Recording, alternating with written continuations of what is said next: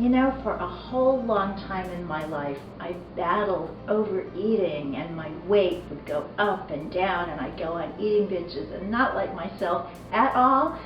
Actually, that has been out of my life for over 30 years now. And I share some of what happened for me and what helped in this book, The Love-Powered Diet. One of the things that helped me the most in dealing with that whole issue was learning how to just sit. Just sit with whatever was going on, sit with uncomfortable feelings, sit with a craving, and you know what? Not a single craving ever killed me. So for that, I wrote a little story. I put it in this book, and now I'm going to tell it to you. Okay, once upon a time, there was a woman whose house was possessed by demons, and every night they would come and fill her whole cottage from cellar to rooftop, and she was so scared. So she'd go into the village and get the parish priest and say, "Come and exorcise my house." So he would do the proper rituals, and the demons would be gone for a night or two, but before long they would be back.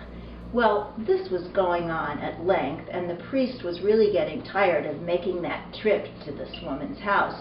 So he finally said, "Madam, I think your problem is so severe that a mere exorcism will not help. I believe that you need the holy stool."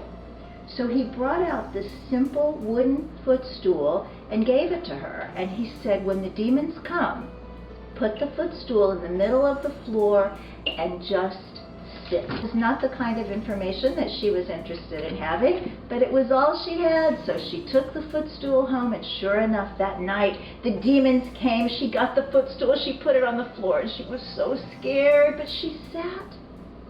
And in a very short time, the demons started leaving one by one till they were all gone. And they came back the next night, but not nearly as many. The next night, fewer still. Some nights, there were no demons at all. And when they did come, all she had to do was sit with them. And they went away. Now, I hear that ultimately, they never came back again.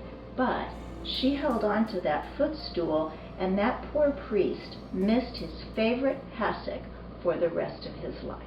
So, the moral of that little story is, whatever's going on, be with it, feel it, without something to eat, drink, or chew right at the moment, and just allow it to pass. And every time it does, you've built your own strength. You will be able to handle just about anything that shows up. Thanks so much for listening to my little story, and it'll be wonderful to see you well into the future. All the best.